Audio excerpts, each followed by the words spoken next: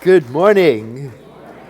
Yes, it is October, and yes, we are talking about giving and how we are supporting and planning to support our Center for Spiritual Living in 2019. As you heard some people refer to pledging, we call it a giving intention because you let us know how much you're going to give next year, and then your leadership plans appropriately. It's a really good idea. So I want to give you an update. Would you like that? We have received to date 516 giving intention forms, and the good news is that 20% of those forms are from people who did not pledge last year and neither the year before. In other words, they are newly enrolled into supporting our center. It also means that we're still waiting for some 257 cards today, so that we can match the levels that we were at in 2017, because you know the fires disrupted everything in 2018, so we want to get back on track. Now, when you pledge to support the Center for Spiritual Living in Santa Rosa, this is the sort of thing that you're getting involved in. Last year, we sent all of our teams to teen camp, Science of Mind teen camp, and not only did we do that, we reimbursed all parents across the nation who sent their children to camp so that their families could feel supported in having their children going to Science of Mind education. Isn't that wonderful? Yeah. Last year, our project Sleep Warm, which is a project that quilts and makes bedding for people who may need it in the cold weather, they expanded their program to include Days for Girls International, which is a wonderful program to empower women and girls worldwide through sustainable menstrual care and health education. Last year, our Souls for Souls outreach program put shoes on hundreds of children in our county. Now, you may not know this, but we started in 2010 with 250 shoes. Then in 2011, we went up to about 360. And then the next year with 400. And now we're way into the 500s. Listen to this thank you note from a teacher. I taught 2 students in science last year, and I noticed that they were still wearing the same shoes as the last year. Fake fur slippers that they wore even when it was 92 degrees outside. They would come to me for duct tape to tape the already taped soles. Then they were each given a shoe card, and I notice now they no longer wear their fake fur slippers, so thank you very much. And then I got this note from YWCA. I'll just read parts of it. It says, very generous of Souls for Souls, and this letter is to express our sincere appreciation for your donation of gift cards for shoes. Your generosity will greatly benefit the women and children we serve as they find safety and support needed to recover from domestic violence. And it goes on, and then at the bottom it says, please know that we not only consider you to be a friend, but also an ambassador of our good works to other members of the community. Isn't that a wonderful letter? Yes. And then, last year, our Student Spirit outreach program supported students in Sonoma County by giving them school supplies in backpacks. And this is a letter from a principal of one of the beneficiary schools. The principal writes, over 75% of our students live in poverty. At the beginning of the year, I see several of our students arrive without having had the enjoyable experience of shopping for new school supplies. So, when I visit the classroom on the first day of school, I let all the students know that if they did not have a chance to do their back-to-school shopping yet, they can come and shop in my office at recess, and those who do leave my office with a smile on their face, a brand new backpack on their back, and school supplies that they have selected, feeling as special as any other child at the beginning of the school year. I wish you could see the difference you make. It would not be possible without your generous donations. So thank you. Isn't that wonderful? Yeah. And right here in our own community, our education ministry made, what's it called? Scholarships. Scholarships available through your generosity for people who may not be able to afford spiritual education but want to nevertheless learn about how their lives are an expression of this one infinite power. We made that possible. And last year, our community partnered with Habitat for Humanity on several build projects in the months following the fires. And last year, our grief and loss spiritual support group met to support people experiencing grief of any kind on every single Sunday of the year without fail. And last year, we helped to support financially several projects of Science of Mind out in the world, in Shanghai, in the Ukraine, in Peru, in Mexico City, and an online teaching chapter that serves Science of Mind spiritual education worldwide to the Spanish-speaking community. Now, this is just a fraction of what your Center for Spiritual Living does beyond Sunday celebration services, and we want to continue doing all of that and much, much more next year because, frankly, we cannot imagine Sonoma County without this wonderful Center for Spiritual Living, Santa Rosa. So, we have a big, fat, audacious goal this year, which I've talked about before. We want to receive 800 giving intention forms. As mentioned, we still need 250, some of them coming in today, to match the giving intention numbers from the year 2017. Now, there's a significant detail I want to share with you about all of this because you like information, don't you? Yes, okay. We've got one more week to go of our giving intention, and the important detail to consider is that at this point, we are about $200,000 below our anticipated budget needs goal for 2019. Now, that could all be made up today in the remaining cards to come. I'm open to that. I'm a religious scientist. Of course I am. And I am also open and willing to ask those who can to consider increasing their weekly gift by, say, $5. I talked to Kevin, and we're going to do that. Our family pledge is going to be increased. We're putting that up. We've upped ours, so up yours.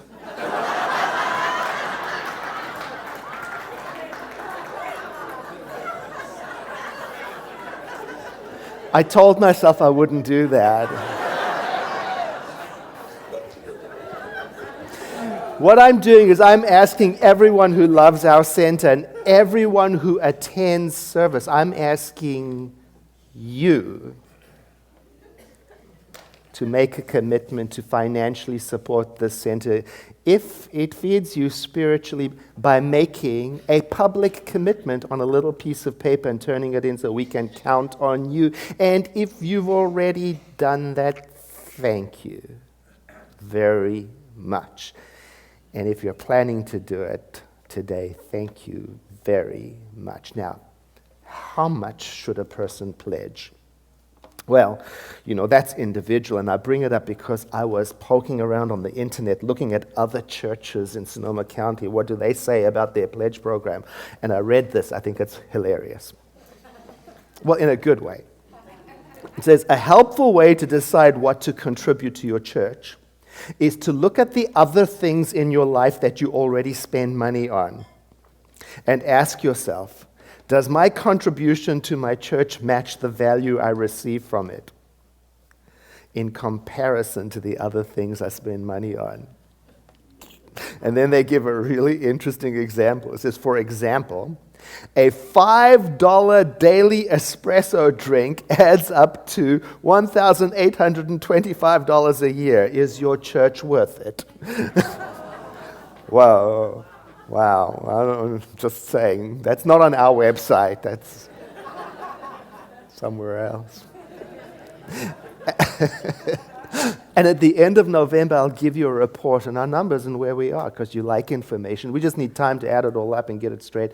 And today, what I want to do is give you a preview of our program for 2019 to see what we're going to be up to.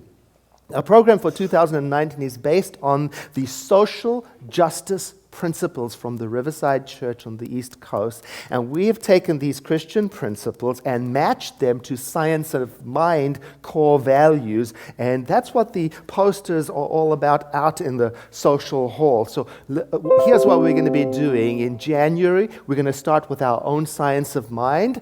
I learn and embody Science of Mind. In February, we're going to be truthful in facts and motives as we study integrity. In March, we're going to seek the common good as we celebrate oneness. In April, we are going to celebrate diversity and promote inclusion in our thinking and in our own life. In May, we are going to talk about compassion, in particular through the filter of talking about poverty in our world.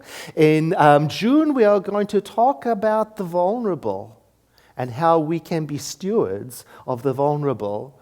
And then in July, we're going to talk about creativity. In particular, we're going to talk about how in our thinking and our choices, we can advocate for freedom of thought. And then in August, we are going to celebrate and respect other people and other nations. September, we're going to be talking about the resources we've been entrusted with and how to love our planet and planets as good stewards. October, we're going to celebrate unity and cherish the human family in every form that it shows up in. November, we're going to be talking about standing for spiritually motivated moral leadership. Whoa, that's going to be fun. And then in December, we're going to celebrate the holy days. We'll learn about Kwanzaa, we'll learn about Christmas, we'll learn about Rohatsu, we'll learn about Hanukkah, and we'll learn about the solstice. And by the way, these are the posters outside, and there are also the images on our calendar that you can get from Stepping Stones bookstore, so you can stay on the same page with your community. And another feature, on the first Sunday of every month when you come to service, we'll give you a business card size replica of the posters that you can take that home and be reminded all month of what's going on at your center.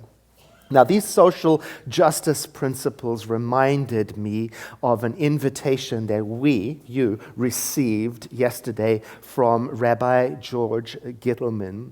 He has invited us to join him and his community for an interfaith solidarity service at 7 p.m. at Congregation Shomrei Torah, this Thursday, November 1, 7 p.m., and that synagogue is located on 2600 Bennett Valley Road. So I'm going to be there. Are you going to be there? Who's going to be there? You come and be there with me. Rabbi George invited us for prayer and fellowship in solidarity with the Jewish community in Pittsburgh and people of faith everywhere. And his message is, together we will mourn the dead, comfort each other, and send a message of reassurance and hope. America is better than this. We do not have to live in fear. We can make a difference as people of faith. Now, you know, this synagogue shooting, it reminded me of the schoolhouse shooting in the Amish community. Do you remember, in Lancaster County, Pennsylvania?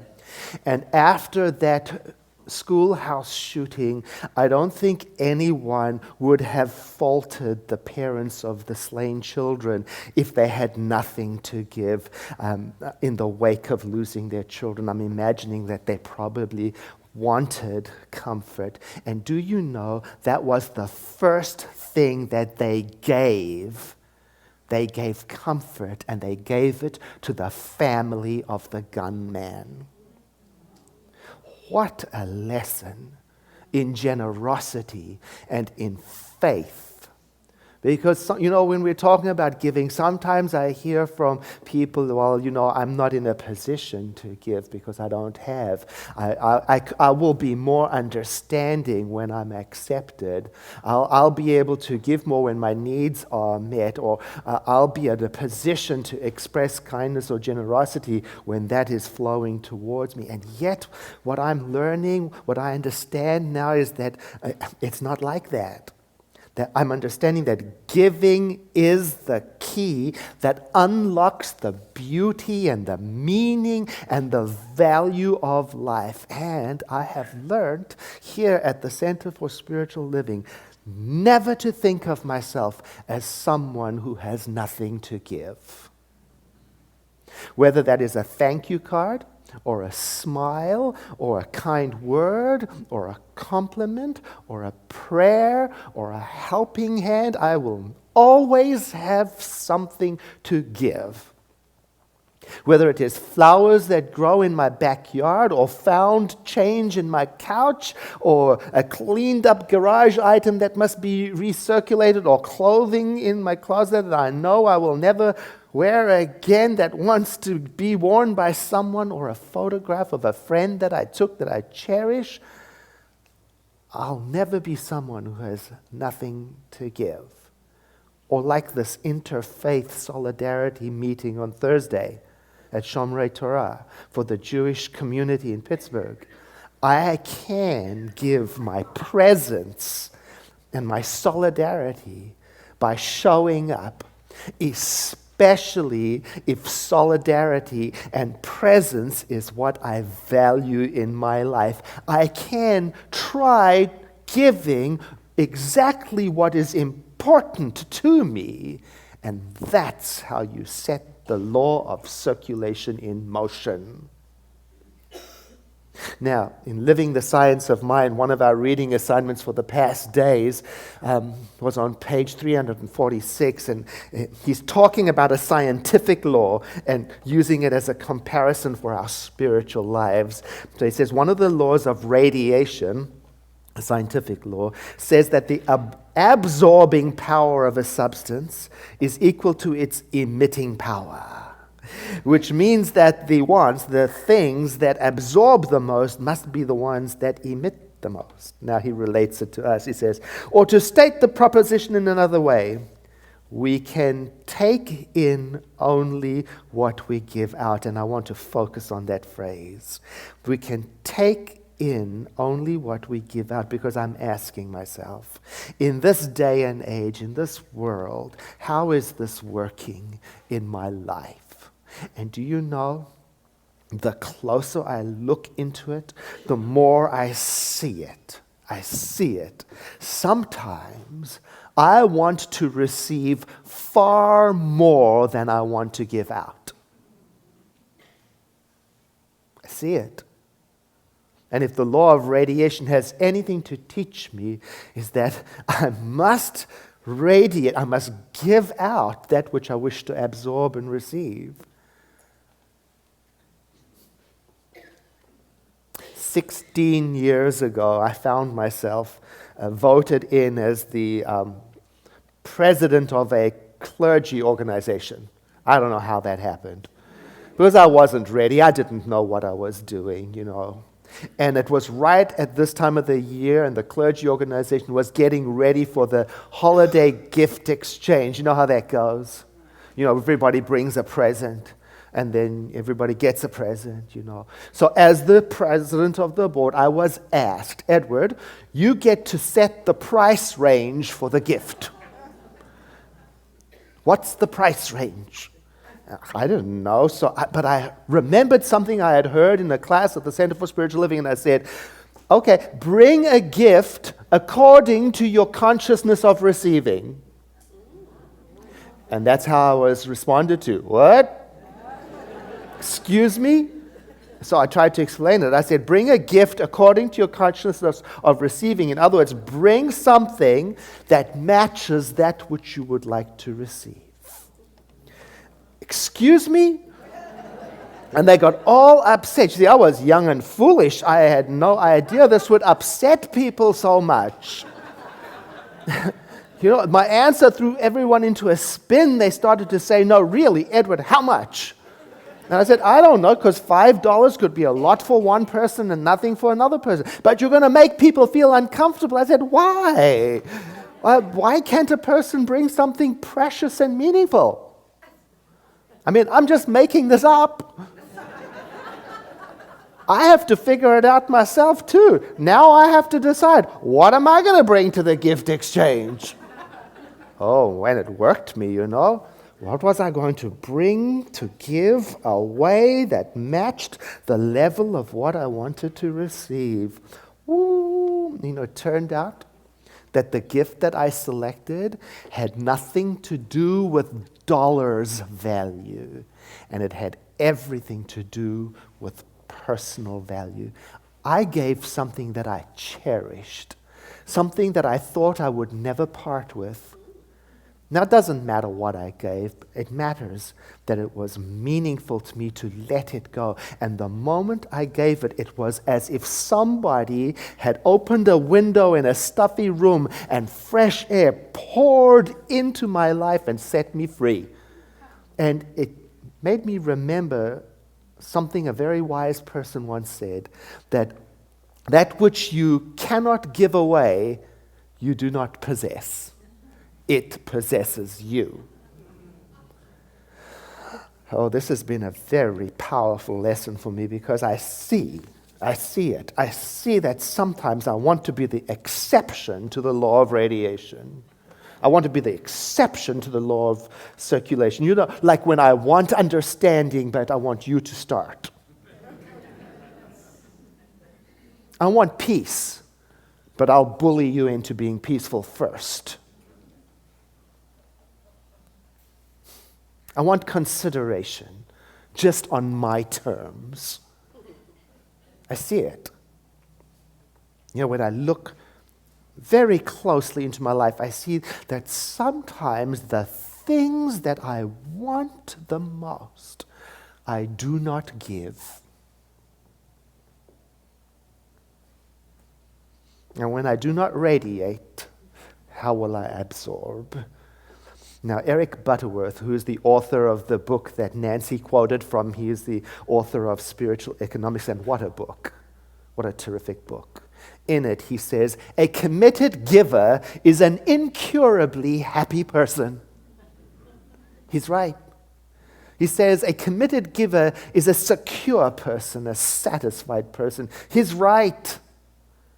It has nothing to do with how much a person gives, and everything to do with the why and the how of giving.